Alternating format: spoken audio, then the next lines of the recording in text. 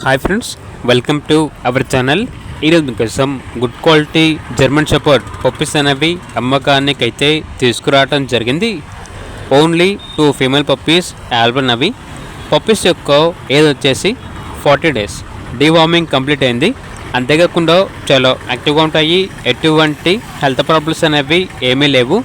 Transportation up to 50 kilometers అనగా 50 kilometers వరకు transportation provide చేస్తారు.